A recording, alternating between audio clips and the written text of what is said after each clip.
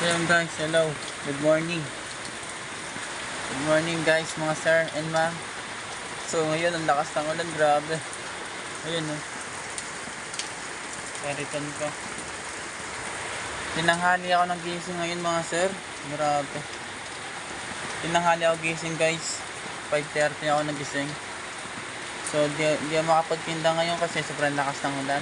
Saka tinanghali na rin ako ng gising guys. Basang-basa yung kariton ko.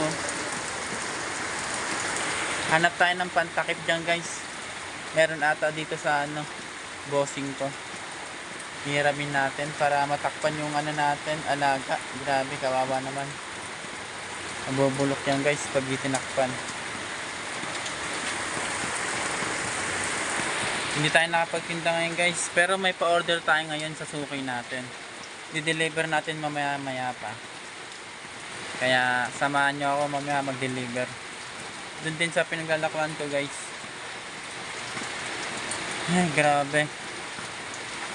Tag-ulan na kasi ngayon guys eh. Napasarap yung tulog natin. Kaya di tayo nagising ng maaga. Ayan. So tara, hanap tayo ng pantakip na ito guys. Ng kariton natin. Tapos ayusin na natin yung order na ang natin, suki natin. Ayun siya. Laga natin. Tara guys.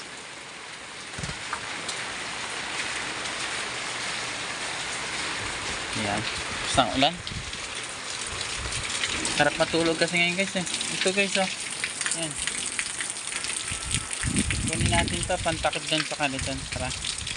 Ayan guys, tinakpan ko na siya.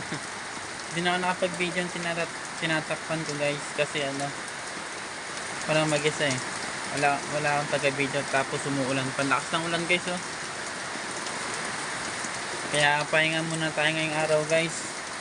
Pero mamaya may de-deliver tayo na gulay.